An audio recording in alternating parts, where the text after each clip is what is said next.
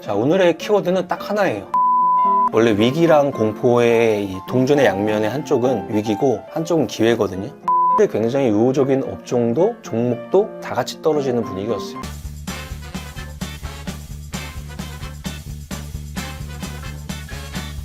공장님, 안녕하십니까. 오늘도 어김없이 제가 출연했습니다. 오늘 시장 상황이 조금 심상치 않은 모습이에요. 그래서 역시나 어떤 것들이 가장 큰 요인인지 한번 체크를 해보려고 해요. 우리가 다 아는 특정한 사건이 발생한 이후에 시장에 주말이 지나고 압박을 가한 첫날이었거든요. 그 느낌이 데이터에서 어떻게 나왔는지 한번 체크해 볼 거고요. 그거보다 더 중요한 거 있어요. 원래 위기랑 공포의 이 동전의 양면의 한쪽은 위기고 한쪽은 기회거든요. 근데 이 시간 차이가 어떤 것들은 굉장히 V자로 빠르고 어떤 것들은 오래 늘어지는 U자 형태인 거죠. 지금도 시장 데이터, 주식 상황 여러 가지 보면은 위기감이 굉장히 계속 가중되고 있는 상황이에요. 그런데 우리가 거기서 계속 쏠려 있으면은 마이너스 에너지가 커지듯이 내년 2025년 준비를 꼭 해야 돼요. 지금 이럴 때 같이 공부할 수 있는 우리한테는 100억 대학이라는 게 있죠.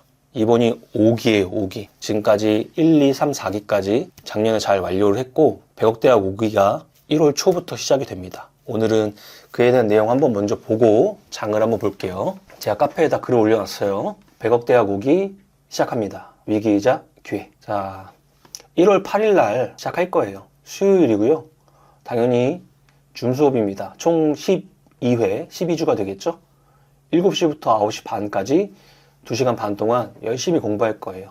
당연히 공부해야 되는 내용도 있고 그때그때 달라지는 시장 상황에 따라서 지속적으로 대응하겠죠. 다음, 이번에는 대표님과 저 말고도 우생현고모님, 루켓님 이렇게 총 4명이 강의를 할 거예요. 그래서 커리큘럼도 이렇게 짜놨습니다. 1월 8일부터 쭉 12주간 간격 쭉 진행되니까 월수로는 4월 2일까지 들어갑니다. 대표님이 다 3번씩 기회가 있죠. 대표님 하시고 우상현 고모님 하시고 로켓님 하시고 몽당님 필이 마지막으로 100억 대학 이렇게 커리큘럼이 짜여 있습니다. 보시면 아시겠지만 대표님이 큰 그림을 한번 짜주시고요. 다음 실질적으로 지금 시장 상황에 따른 매매 같은 것들, 그 다음 시장이 어떻게 흘러가는지, 왜 위기와 기회는 공존하는지 그런 내용들, 다음 현재 시점에 공부해야 되는 이제 대선 관련주라든지 그런 것들에 대한 내용을 쭉 하게 될 것 같아요.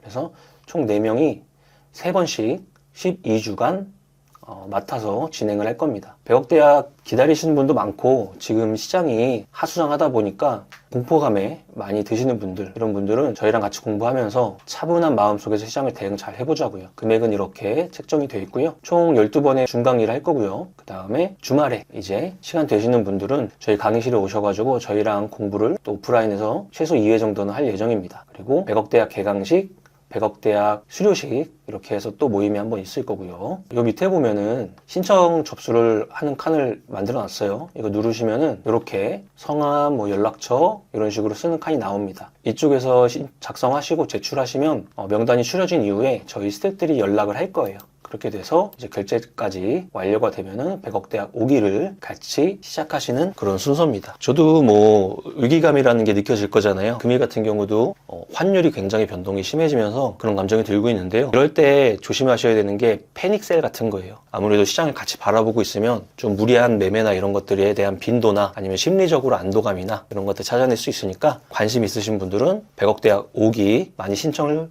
바라겠습니다. 자, 이제 시장을 한번 보죠. 자, 오늘의 키워드는 딱 하나예요. 환율. 오늘 시장 환율 1437원 이렇게 올라왔어요. 1400원대 원래 그랬는데 뭐가 신기한데, 근데 특정한 사건 이후에 주말 이후에 발생한 움직임이라고 그래요. 이것들이 시장 전반적으로 굉장히 영향을 많이 주는 하루였습니다. 일단은 코스피 지수를 이렇게 크게 한번 볼게요. 저점 구간을 3번 정도 터치한 구간에서 오늘은 그 밑으로 내려오는 코스피의 모습이었어요. 마이너스 2.78, 2360 마감했고요. 저 밑에 단에서 아주 평균적인 이 장기 저점 구간을 이어봤어요. 근데 그 구간을 조금씩 밀어내린 하루였죠. 그러다 보니까 추세적인 모습이 굉장히 심리적으로 압박이 가하는 모습이에요. 그 직전에 전저점을 2270에서 80까지 이제 가식 권역이 조금 온 상태예요. 그러니까 V자의 왼쪽이 들어가고 있는 상태입니다.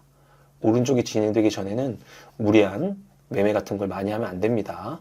시장 자체가 지금 위치 에너지 보면은 밑으로도 최소 한 기본적으로 4% 정도는 열려 있는 상황이니까 천천히 한번 체크를 해봐야 되는 구간이에요. 코스닥 마이너스 5.19 마감했습니다. 저점 구간을 갱신해서 펑 하고 떨어져서 몸통이 굉장히 컸어요. 개인들이 오늘 어떠한 성격인지 모르겠지만 굉장한 매도세가 출현을 했습니다. 개인이 거래소를 8,890억 정도 매도했고요. 코스닥을 3,000억 매도했습니다. 이 안에는 진짜 안 되겠다 하는 패닉셀이 섞여 있을 수도 있고 반대 매매도 섞여 있을 수 있고 여러 가지 그런 매도 물량이죠. 근데 그 반대쪽에서 외국인이 거래소 1,000억, 코스닥을 2,000억이나 매수하는 날이었어요. 기관은 거래소를 약 7,000억 정도 매수를 대응해줬습니다. 개인들의 지분이 외인과 기관으로 많이 넘어가는 날이었어요. 데이터나 시장 상황, 심리적인 분위기 이런 것들에 복합적인 영향을 받은 결과가 외인기관 양매수의 기관의 대량 매도였습니다. 아무래도 어느 정도 지수단의 지지라고 생각하는 자리를 힘없이 깨고 하루 종일 흐르다 보니까 매도가 매도를 부르는 그런 하루였던 거죠. 전 세계 주식시장과 비교할 필요도 없을 것 같아요. 우리나라가 가장 꼴찌를 지금 진행되고 있고요. 단 하나, 언제나 시장은 움직임이 바뀌니까 역사적인 과거의 사건과 똑같이 동일시되진 않아도 어느 정도 반복되는 성향이 있다면 지금 탄핵이라는 좀 큰 사건이 펼쳐진 우리나라에서 그런 것들이 점차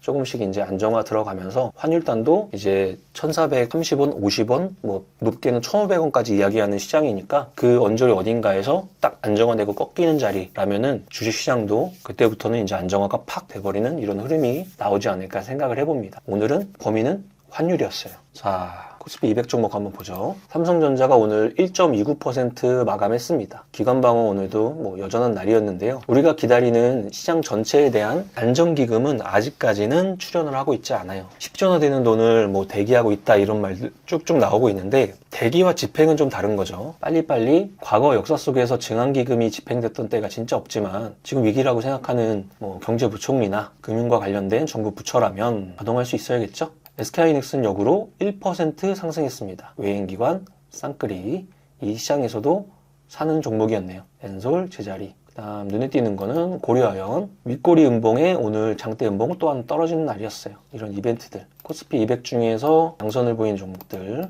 현대모비스, LG생활건강, SK하이닉스인데 1%에서 2%이기 때문에 그닥 의미가 딱히 없을 것 같고요. 고려아연 이벤트, 그다음 이 밑에 있는 종목들 많은 식으로 보면은 아무래도 화학이나 2차전지 이런 쪽도 조금 섞여 있는 모습입니다. 근데 오늘은 환율 때문에 전체 시장이 압박을 받는다. 이게 맞는 것 같아요. 삼성전자 거래대금 1등, 하이닉스 3등이 안랩이에요. 우리가 주말에 부결된 이후에 부결과 관련돼서 안철수 의원이 조금 자신의 소신대로 행동을 한 그 결과인가요? 시장은 이렇게 판단을 했네요. 안철수 관련주의 대장 역할을 하는 안랩이 오늘 25% 상승했습니다. 다음 코스닥 5%는 하락했기 때문에 코스닥 시가총액 상위주들은 평균적으로 4% 5% 떨어지는 날이었습니다. 알테오젠이 오늘 6%. 금융주들 밸류업 프로그램으로 강하게 움직였던 종목도 차츰 조금씩 떨어지는 기조가 조금 약해지고 있긴 한데 아직까지는 안정화가 좀 덜 된 것 같고요. 다음 네이버, 방산들, 외교 정책 같은 거죠. 현재 정부 입장에서는 정상적인 외교 정책이나 여러 가지에 대한 부분이 진행되기가 쉽지 않기 때문에 그것 관련돼서 우리나라가 방산과 관련된 에너지 같은 것들이 이제 마이너스 에너지 뉴스가 많이 나오면서 이런 영향을 준 것 같아요. 방산주가 그런 날이었고요. 다음 카카오, 다음 장 초반에는 마이너스 에너지 보이다가 이 시장에서 움직일 종목들이 없는 상태에서 대선 관련주로 매기가 또 쏠렸습니다. 여전히 오늘도 탑30은 대선 관련주였어요.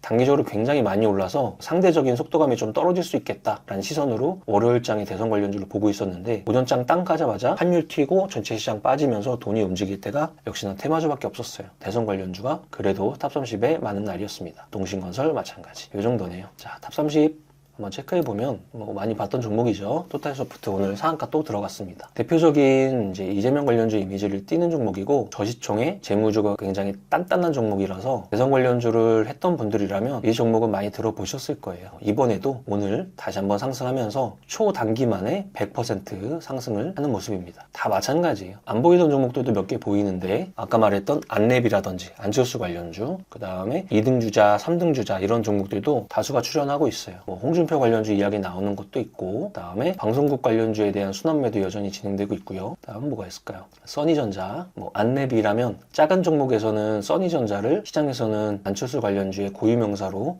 인식을 하고 있겠죠. 그다음 신라SG 이런 것들은 단체 급식과 관련된 정책 관련주 이미지일 수도 있고 과거에는 뭐 나경원 의원 관련주일 수도 있고, 그다음 진양산업, 진양그룹 라인은 오세훈 관련주죠. 그런 식으로 조금씩 정치 관련주에 대한 한쪽의 쏠림이 조금 다변화되고 있는 형태를 띠고 있습니다. 화천기계, 조국 관련주, PM풍년, 김동연 관련주 이런 식으로. 그래서 30위권 내에 역시나 오늘도 테마주 내에서 대선 관련주가 가장 많은 부분을 차지할 수밖에 없었고, 그 외의 시장, 환율적인 압박에 전체 시장이 마이너스 떨어졌죠. 어느 정도 이미지냐면 환율에 굉장히 우호적인 업종도 종목도 다 같이 떨어지는 분위기였어요. 어쩔 수가 없어. 수출이 굉장히 많은 부분을 차지하고 환율이 올랐을 때 이익에 대한 기여도가 굉장히 높은 종목도 같이 압박을 받았다는 건 시장 전체에 대한 압박이란 소리거든요.